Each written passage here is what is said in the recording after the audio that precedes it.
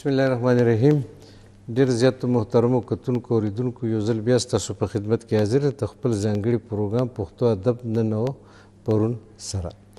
زما سره یو ځل بیا د پښتونخوا یو ځلنده ستوری سکالر پوهان او د نوي کل یو اعلی منور محترم ډاکټر حنیف خلیل صاحب موجود دی. ډاکټر صاحب ستړي مه شئ. ډېره مننه سیال صاحب. دوستانو داسې ده چې موږ خو وخت په وخت مختلف پروګرامونه کړي دي او په مختلفو موضوعاتو هم کړي دي، خو نن زموږ د پروګرام موضوع لږه غوندې بدله ده او هغه بدله په دې رنګ کې ده چې موږ هڅه کړې ده چې د یو داسې شخصیت په هکله نننۍ خپرونه وکړو چې هغه د پښتو ژبې، ادب، صحافت، سیاست، ډرامې، افسانې یو ډېر لوی نوم دی.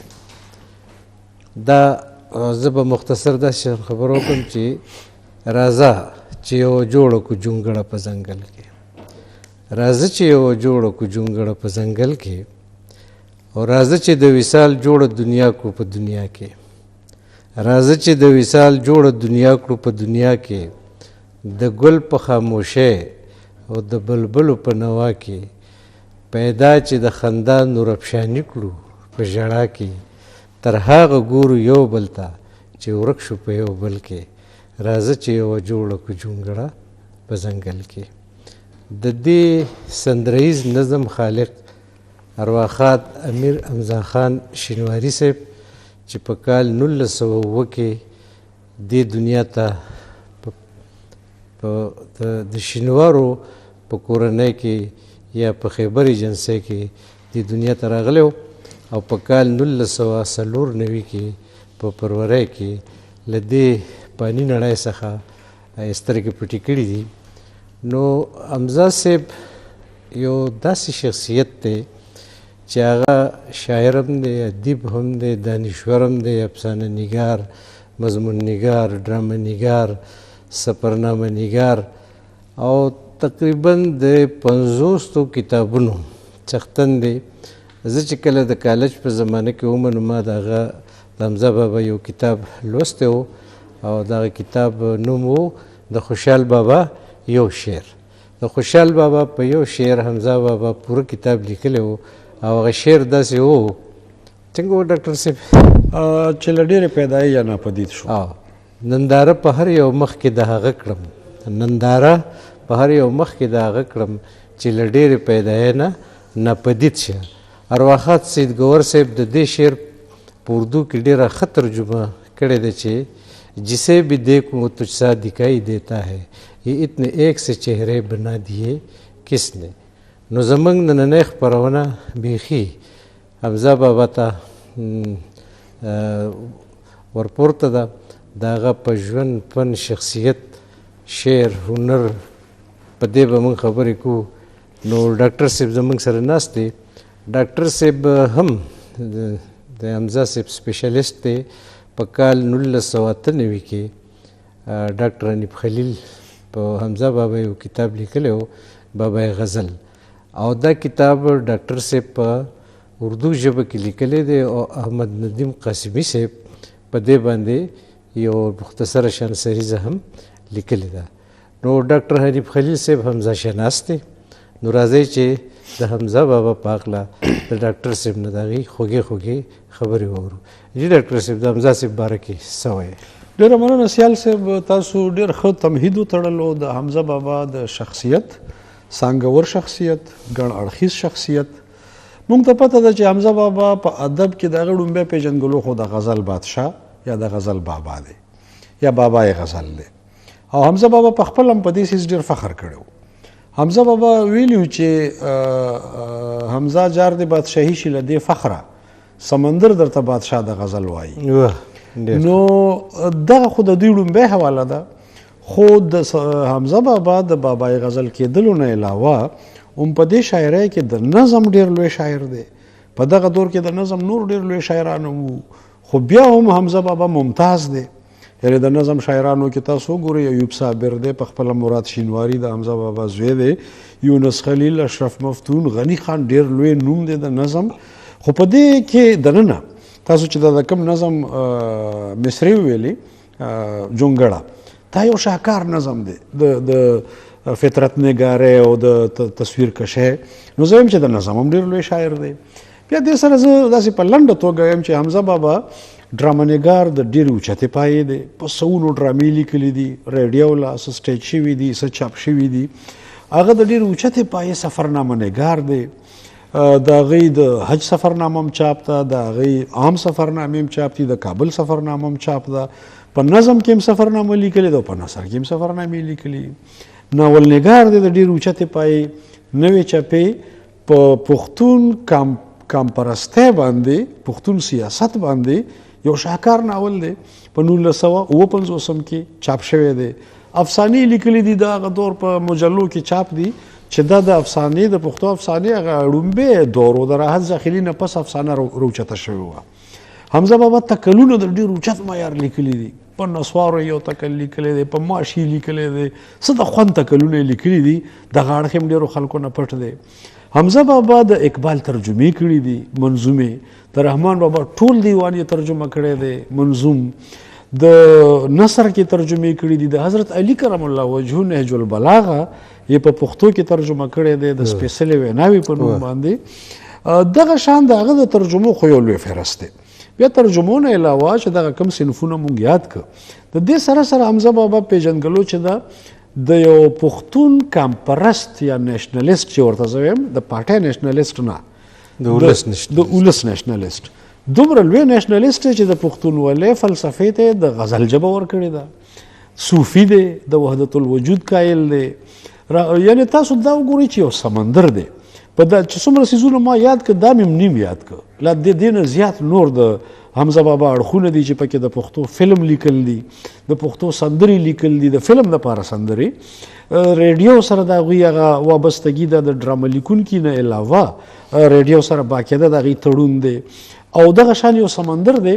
خو زه دا وایم چې 20مې صدۍ کې که مونږ وایو چې هغه مین اف د سینچري څوک دی، نو زما هم دا رای ده او د ډېرو ملګرو به دا رای وي چې حمزه بابا د 20مې صدۍ په حواله د ټولو نه قداور شخصیت مین اف د سینچري دی. ډېره ښایسته خبرې مو وکړې ډاکټر صاحب.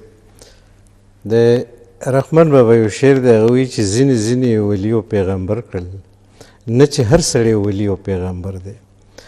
نو تاریخ کله کله لوی خلک پیدا کی او لوی خلک داسې په اسانه نه پیدا کیږي. موږ لویو خلکو ته په پښتو کې اتل وایو، یا اردو کې ورته هیرو، انګریزي کې ورته هیرو وایي، او پښتو کې هیرو ته اتل وایي. بالکل. یعنی لوی سړی د خپل دور، د خپل وخت، د خپل زمانه. نو حمزه بابا یو هیرو، یو اتلو، او هغه چې کوم اتلتوب کړی دی نو هغه په پښتو ژبه، ادب، کلچر او تاریخ او فلسفیانه علومو کې کړی دی. بالکل. زما دا خیال دی ډاکټر صاحب چې داسې خلک د حمزه بابا غوندې چې د هغې فکرونه کور کور ته، حجرې ته او جومات ته رسېدلي دي او په پوله پټي کې د هغې د شعرونو انګازې خلکو اورېدلي دي. د حمزه بابا لویه شاعري رفیق شینواري د خدای وبخي، د هغه په کمپوز کې خیال محمد او نور ډېرو زیاتو خلکو ویلې ده. زه چې وړوکی وم نو خیال محمد وړومبی ګلوکار دی چې هغه غزل ویل شروع کړي، نو دا ریډیو به د مسالو ده. نو چې دا د خیال محمد غزل شروع شو د حمزه بابا د شاعرۍ، نو اکثر هغه زما مور یا بل چا به وایي چې دا څه غریبۍ راکاږي.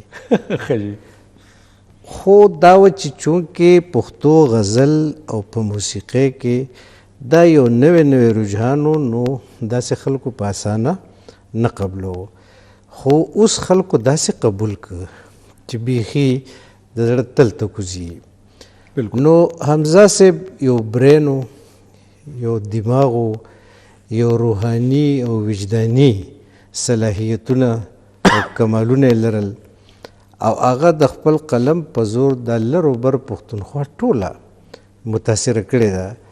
او د هغه شاعري، د هغه که غزل دی که نظم دی ډاکټر صاحب، نو هغه دومره ځانګړتیا لري چې د هغه په غزل کې که یو خوا د تصوف افکار دي، نو بل خوا هغه غزل پښتون کړی هم. بالکل. د پښتني کلتور چې کم عنعنات دي او کم روایت دي هغه په غزل او په نظم په دواړو کې رانغاړلي دي او واپس یې خپل ټولنې ته سپارلي دي. بالکل. نو د یو ښه لیکوال د یو ښه منور او د یو ښه شاعر او ادیب ذمہواري دا ده چې هغه خپل برین یا خپل دماغ یا خپل عقل خپل وجدان خپل شعور هغه په وخت کاغذ ته وسپاري ځکه چې دا ولسي امانت دي. نو حمزه صاحب د 500 کتابونو په شکل کې موږ ته خپل صلاحیتونه خپل عقل خپل دماغ خپل وجدان خپل فکر او شعور پرېښی دی په ګور دی نوري اروا دی ښه دي. نو ډاکټر صاحب دا حمزه صاحب چې دی د ده باره کې دا هم ویلی کېږي چې د کلاسیکل شاعرۍ اخرنی برید دی، یعنی په ده د کلاسیکل شاعرۍ هغه د ده نه دلته ختمیږي او د دغه ځای نه یو بل دور شروع کېږي. جی په دې باره کې څه وایي تاسو؟ جی دا مو ډېره بنیادي پوښتنه وکړه. یعنی د حمزه بابا په هکله د نقادانو او د محققینو یو رای دا ده چې حمزه بابا د کلاسیک او جدید ترمنځ پل دی. پل مطلب دا دی چې کلاسیک په حمزه بابا اختتام ته رسي او جدت د حمزه بابا نه سر اوچتوي. دا ډېر لوی اعزاز دی چې یو شخصیت بالکل ټول دور ځان پسې کي. کلاسیک دور اختتام ته رسي، نوی دور ته شروع کیږي او نوم د یو شخصیت اخیستل کیږي. نو دا رښتیا خبره ده. یعنی مونږ که ګورو نو زمونږ چې د پښتو کم کلاسیک دی نو دا د حمزه بابا نه 200-300 مخکې دا ودرېدلی و. په علی خان، کاظم خان، حافظ الپوري پورې د کلاسیک دور غزل چې راغلو دغلته ودرېدو. دغه ځای نه ولسي ادب سر ښکاره کړو او تقریبا 200 کاله د ولسي ادب چې دی د اصناف چې دي دا مخې ته تلل. کلاسیک نه شاعرو نه کلاسیک روایتو نه د کلاسیک د معیار غزلو. حمزه بابا په 16مه صدۍ کې چې پیدا شو نو د ده په دور کې د ترقي پسندي، مقصدیت، د نظم رجحان دا ډېر زیات عام و. خو حمزه بابا د غزل لمنه رولی وه او په غزل کې کلاسیک روایت رولی و. هغه ژبه، هغه معیار، هغه لوړ سوچ، هغه موضوعات او ورسره داسې یو انداز خپل کو لکه تاسو چې اشاره وکړه د موسیقۍ طرف ته. هغه غزل مترنم ډېر کو، سندریز یې ډېر کو او د دغه سندریز کېدو سره سره ځینې فکري حوالې هم داسې وي چې دا جدت هم په دې کې شامل و. نو حمزه بابا د موسیقۍ خو خپله ماهر و، رباب پې غږولو، په سورونو او په دې څیزونو ډېر پوه و. رفیق شینواری چې دی هغه ډېر لوی موسیقار دی خو دا د حمزه بابا پیربی و، د طریقت رور و. دواړه د سید عبدالستار شاه باچا بینوا مریدانو. نو دواړه په موسیقۍ کې هم او د شعر او ادب په حواله هم یو بل سره ډېر آشنا وو او د مزاج نه. تاسو د پیر سید عبدالجبار شاه صاحب دا خبره وکړه. ما اورېدلي داسې وو چې د حمزه صاحب ابتدایي طور د په اردو کې شاعري کوله. جی نو بیا د پیر صاحب ورته وویل چې حمزه په تا کې چې کوم صلاحیتونه دي نو هغه داسې ښکاري ماته چې ته په پښتو کې یو ډېر ښه لیکوال او شاعر جوړېدی شي. نو هغه ورته دا حکم وکړه چې ته په پښتو کې لیکل شروع کړه. بالکل. نو زه د حمزه صاحب د دغه پیر د هغه منونکی یم په ګور دی نور شي اروا دی ښه دی چې د هغه په حکم حمزه صاحب په پښتو کې لیکل شروع کړه او دا د پښتنو ته یو دومره لوی فکري اساسه پرېښوده.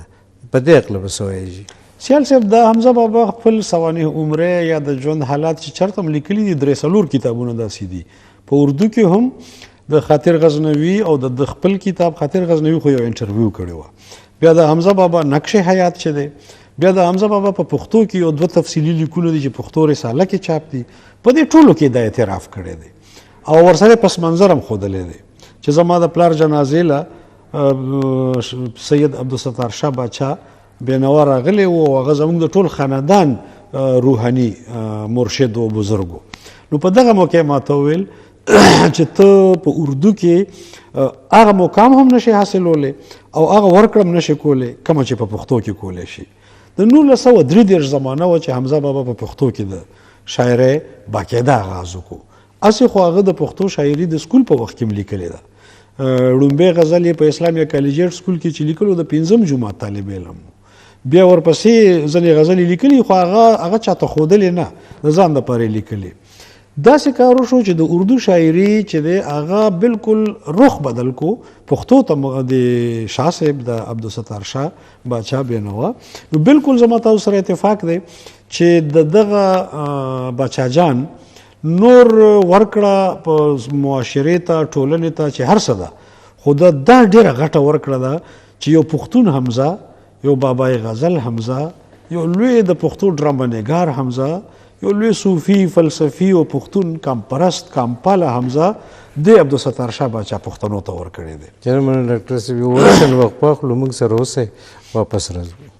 خاطره پرې وایي چې د خاطر رنګین غزل ته حیرانېږم په دې خړ خیبر کې څه دي بې د خاورو. نو حمزه بابا هم د دغه خړ خیبر لیکوالو، شاعرو، ادیبو، دانشورو څو شعرونه د خپلو مینوالو سره شریکومه. حمزه بابا وایي چې وایي چې توبې ته روا څه مطلب، شیخه د دې داسې خطا څه مطلب، غل د محبت غلطېدی نشي څوک چې په محفل کې چاته نه ګوري. او ته چې ما ته وایې چې زما نه ځان قربان کړه، ته چې ما ته وایې چې زما نه ځان قربان کړه، نو ځان د ځان نه څنګه قربانېږي دا حیران یم. او صفت د ښکلي یار به درته څه وکړم، صفت د خوږ اشنا به درته څه کوم دلبره، خو ګوړه چې د صفت د خوږ اشنا به درته څه کوم دلبره، ګوړه چې د هر طرفه وسکې خوږه وي. او د خندا سلسلې مه ماتوه خانده، د خندا سلسلې مه ماتوه خانده، هسې نه عمرونه کم د پسرلو شي. نو د حمزه بابا غزونې چې په کال 1960 کې چاپ کېده دا د حمزه بابا د شاعرۍ وړومبی کتاب و. دا د غزل وړومبی کتاب د غزل وړومبی کتاب دې نه مخکې د مرثیو یو کتاب چاپ دی. نو دا د غزل ډاکټر صاحب د وړومبی کتاب غزونې دا مشهور کتاب دی د حمزه بابا، ټول مشهور دی، نظمونه هم پکې دي خو د غزل.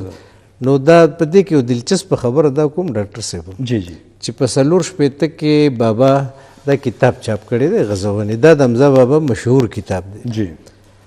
او د دې نه یو کال مخکې زما پیدایش دی یعنې 3 نو زه به د یو کال وم چې حمزه بابا دا غزونې چاپ کړی دی. نو د غزونو شاعري داسې ده چې هغه په انساني روحیاتو کې دننه غزونې کوي، یعنی داسې روح په لړزان کې داسې انسان د دننه را تازه کړي، را ژوندي کړي، او په دې فکر او وجدان کې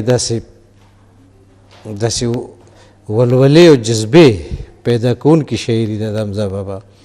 نو په دې شاعرۍ به ډاکټر صاحب بحث وکړو ځکه چې حمزه صاحب خو فلسفي هم دی، هغه خو مترجم هم دی. بله د ترجمو کې به ډاکټر صاحب دا یو څیز د محترمو کتونکو که ستاسو اجازت وي، بالکل بالکل ولې دا دوستانو د حمزه بابا یو ترجمه ده ارمغان حجاز. دا ارمغان حجاز چې دی نو دا حمزه بابا ژباړلی دی په پښتو کې. دا د علامه ډاکټر محمد اقبال شاعري ده په اردو کې، خو حمزه بابا دا پښتو ته راړولې ده. او په دې به یوه لنډه شان مختصره تبصره په دې کتاب دا وکړم. یو خو ته غواړم ډاکټر صاحب که ستا اجازت وي نو لږ د حمزه صاحب د ژباړه او ترجمه چې ده د اردو نه پښتو ته کړې ده، او نو د کتونکو سره یو 2 شعرونه بالکل بالکل جی غواړم چې شریک کړم. جی. نه ژاړي ځوان مړ چرې له درد رنځ غمه، واه واه، نه ژاړي ځوان مړ چرې له درد رنځ غمه، هم یې وي ګیله د زمانې نه په زړه کمه، واه. او ستا غوندې ژړا د هغه نه ده قیاس مه کړه، سوز او نه مستی یې وي ژړا او نه له علمه، او دا کړه مه ګڼه چې شي به مېړنې د امتحان مړ، مه ګڼه چې شي به مېړنې د امتحان مړ، نمرې کس هر څو شولو د لاندې د اسمان مړ. واه. او ستا سره هم دا شانې مرګ ښایي او که نه وي ستا سره هم دا شانې مرګ ښایي او که نه وي بیا دې په کوم مرګ چې وي رضا شی به اسان مړ. نو کتونکو ته دا هم وایم دا د نمونې په طور دا ژباړه چې ده په پښتو کې نو دا هم هغه پښتو ده کومه چې زړه پښتو ده.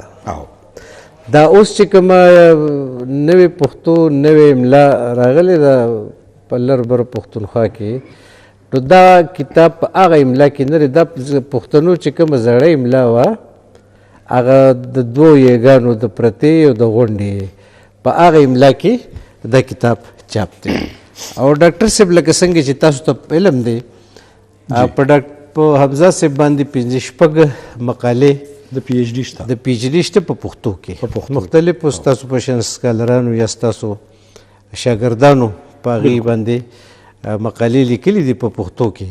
خو دا یو مقاله چې دا د ډاکټر قابل خان افریدي صاحب چې په حمزه بابا یې په لومړي ځل په انګریزۍ کې دا مقاله لیکلې ده او دا کتاب چاپ دی. او د دې کتاب یا د دې مقالې عنوان دی امیر حمزه خان شینواري لایف اینڈ ورکس یعنی حمزه بابا ژوند او کار.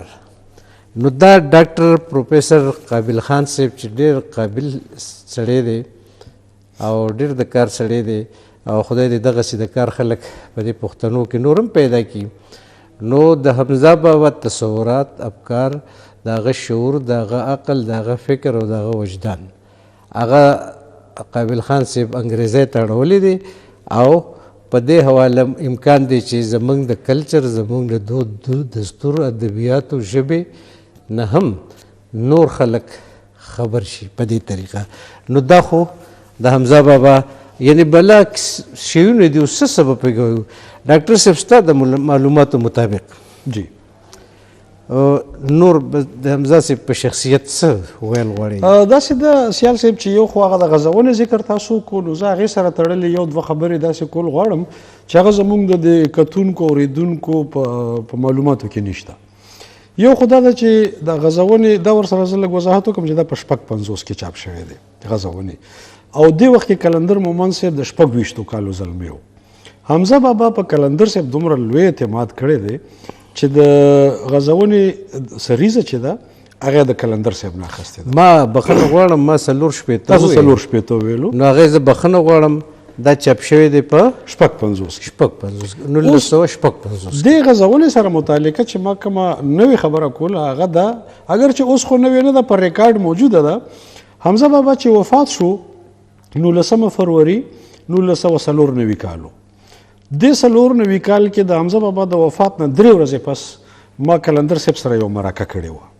په هغه مرکه کې مې د حمزه صاحب په هکله کلندر صاحب نه تپوسونه کول نو هغې په لومړي ځل دا انکشاف کړی و چې د حمزه بابا د ټول نه لوی شاهکار کتاب غزونې دی د دې انتخاب ما کړی دی یعنی کلندر صاحب دا ویل چې حمزه بابا ما ته ډېرې زیاتې ډایرې راکړي او دا چې د دومره لوی معیار کتاب دی دا زما د ذوق پیداوار دی چې ما د دې انتخاب وکړو او حمزه بابا ته ما ویل چې دا په کتاب کې چاپ کا. لکه څنګه چې موږ ذکر وکړو د زړه آواز د حمزه بابا دې نه مخکې چاپ شوی کتاب دی خو یې کې مرثیه او حمدیه کلام نعتیه کلام دا دي د غزل او د نظم چې کومه شاعري د هغه د کلندر صاحب د کول مطابق د هغوی انتخاب د حمزه بابا د بلا ډېرو ډایرو څه وخت کم دی پکار چې لږ موږ زیات سوالونه وکړو. حمزه بابا چې کله د هندوستان او پاکستان یو ریاست و نو د هند ته تللی و د دې دپاره چې په فلمونو کې کار وکړي په هندي فلمونو کې. بالکل دا څنګه قصه وه ډاکټر صاحب چې بیا د هندي فلمونو کې د کار کولو په ځای ناکامه شو د لیلا مجنون ولیکه او په هغه فلم بیا نشرم شه دا قصه مختصر داسې لږ ووایي. دا مو ډېر ښه اهم اړخ ته اشاره وکړه. د پښتو د فلم تاریخ شروع کیږي د لیلا مجنون نه. د لیلا مجنون پروجیکټ چې دی د منصوبه چې ده د 1919 نه شروع کیږي. 1919 کې حمزه بابا تللی دی بمبۍ ته خو هغه تللی په دې نیت نه و چې زه به د پښتو د فلم کیسه لیکم بیا به فلم جوړیږي او بیا به یو تاریخ شروع کیږي. حمزه بابا تللی دی چې زه په فلم کې اداکاري کوم اکټر جوړیږم. نو بمبۍ ته چې تللی دی نو هلته مخکې نه ځینې پښتانه موجود وو. زموږ د دې نوي کلي امجد خان چې و د پلار ذکریا خان نومو د امجد خان د پښتو د اردو انډین فلمونو اداکار انډین فلمونو د دا ثوابه و د ټول شولې گبر سنگ چې دی د پیښور د نیوي کلیو او د ثوابه مدوبه علاوه ممتاز بیگم چې ده او امجد چې دی د خدای ته تا ته ډاکټر یوسف د دې فلمي اداکارانو مور پلار یې بله نښې نښانې درته معلومې دي ښه جي مدوبال او امجد خان ګورو او جی نو د امجد پلار چې و ذکریا خان و هغه هلته موجود و او د حمزه بابا ورسره مخکې نه تعلق و هغه دا منصوبه جوړه کړه چې د کار وکړي خو د اواز ډېر نری و د حمزه بابا نه په ویلن کې فټ کېدو نه په هیرو کې فټ کېدو او نه په بل څه کې او آخر کې پښتو فلم یې ولیکو په خپل نو ډاکټر صاحب داسې ډېرې خوږې خوږې خبرې دي خو دا وخت زموږ نه لاړ نو دا خبره به په دې راټولو کړو د حمزه بابا په یو شعر چې خدای چې حمزه دې مسلمان کو جوړ بیا نو چې افغان دی که افغان دی وي اجازت غواړو د خدای په امان ژوند مو په خیر